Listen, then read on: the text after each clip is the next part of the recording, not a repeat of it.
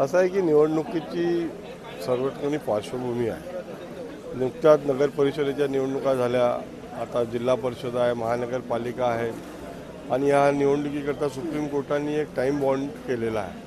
त्यामुळे आचारसंहितेमध्ये असताना कोणत्याही नवीन घोषणा करता येत नाही, चांगली कामं करता येत नाही, त्यामुळे निवडणुकीवर त्याचा परिणाम होईल अशा पद्धतीने कामं करता येत नसल्यामुळे जे शासकीय कामं आहे आणि जे अत्यंत गरजेचे कामं आहे ती कामं करून झाले की कोणत्या गोष्टीवर मुद्द्यावर बोलणं झालेलं आहे थोडंसं तपशील. आता अजून आमच्या 18 विधेयकं आहे. त्यानंतर या भागातल्या मोठ्या मोठ्या चर्चा आहे, विदर्भ विकासाच्या चर्चा आहे, विदर्भामध्ये बेरोजगाराच्या समस्या सुटल्या पाहिजे, जलसिंचनाची व्यवस्था झाली पाहिजे.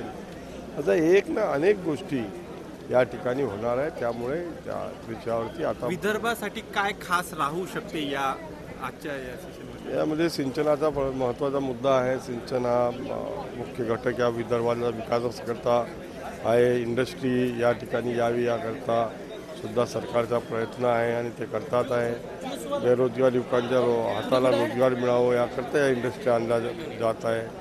हे असे अनेक मुद्दे या ठिकाणी असणार आहेत. जबाबदारी ही पालकमंत्री म्हणून धाराशिवचा माझ्यावर आहे आणि तशी मी जबाबदारी घेतोय. मी ताबडतोब जिल्ह्यातील आमच्या जिल्हाधिकाऱ्यांशी चर्चा करून यावर निर्णय घेण्याच्या सूचना करतो. कालच्या महायुतीबद्दल काय सांगाल? कालचे महायुती अभेद्य आहे, अखंड आहे आणि महायुतीच्या माध्यमातूनच आम्ही भविष्यातल्या सगळ्या निवडणुका ह्या लढणार आहोत. धन्यवाद. एक क्रॉफेड मार्केटवर एक लक्षवेधी होती, त्याला मी उत्तर दिलं.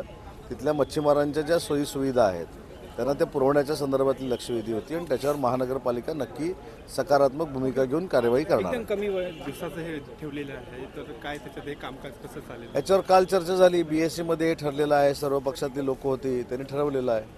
त्याच्यामुळे कुठेही विदर्भावर किंवा महाराष्ट्रावर अन्याय होणार नाही, कमी दिवसाचं असलं तरी. सत्र कमी दिवसाचं असलं आणि डिस्कशन चांगल्या जाग्या, चर्चा चांगल्या जाग्या पाहता येतं नाही. मला वाटतं की आज जरी कमी असेल तरी उद्यापासून साधारणतः 12 तास काम करण्याचा निर्णय झाला आहे. तर त्या निर्णयातून आपण विदर्भाच्या विषयाबद्दल चांगली चर्चा करू शकतो. शेतकरी विषयावर काय गंभीरतेने बोलणं झालेलं आहे? शेतकऱ्यांच्या विषयावर जशा जशा समस्या उद्भवतात विदर्भामध्ये ही मुद्दा खूप गंभीरतेने नाही, विदर्भातच नाही, महाराष्ट्राचा शेतकरी हाच एक जात आहे, एक धर्म आहे, एक समूह आहे, एक वर्ग आहे आणि समस्याग्रस्त आहे. असं वेगळं ठेवण्यात नाही. प्रत्येकाच्या जसं शेतकऱ्यांच्या संदर्भात तिथं असणाऱ्या त्यांच्या शेतीतल्या उत्पादनावर आधारित विषय असतील.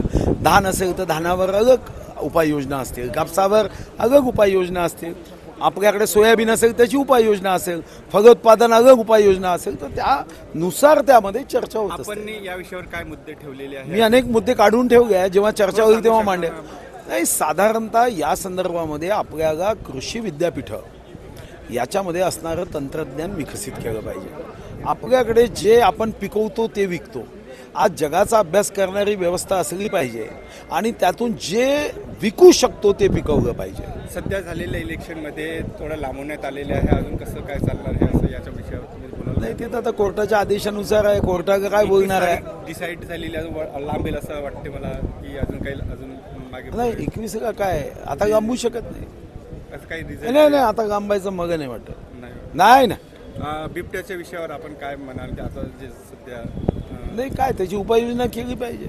Testech, an IT, branding and advertising company.